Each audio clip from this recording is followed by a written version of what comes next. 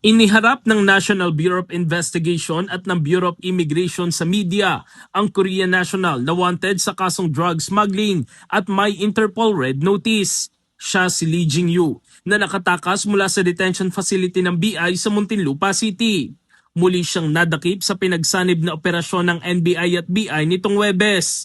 Unang naaresto si Lee noong Nobyembre ng nakaraang taon pero nakatakas siya noong January 1 kasama ang isa pang Korean national na si Yang Hee-jun. Agad nagsagawa ng manhunt operation ang mga otoridad. Naaresto si Yang noong January 14 ngunit nanatiling at large si Lee hanggang sa matunton ang kanyang kinaroroonan.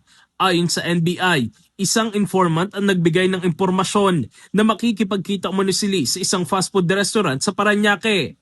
Dito na ikinasang operasyon. Pagdating ni Lee sakay ng isang ride-hailing vehicle kasama ang isa pang Koreano, agad silang inaresto ng mga operatiba. Nanlaban umano si Lee kaya nagkaroon ng minor injuries ang ilang NBI agents bago siya tuluyang napusasan. Nakumpiska sa kanya ang isang plastic bag na naglalaman ng ketamine. Tell yourself, is it true? You have ketamine?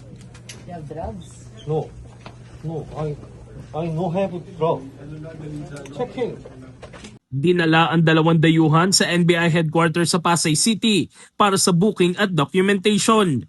Ayon kay NBI Director Attorney Melvin Matibag, malinaw ang mensahe ng operasyon, hindi maaaring gawing taguan ng mga pugante ang Pilipinas. Dagdag pa niya, paiigtingin pa ng ahensya ang koordinasyon at operasyon para masigurong mapapanagot ang sinumang lalabag sa batas.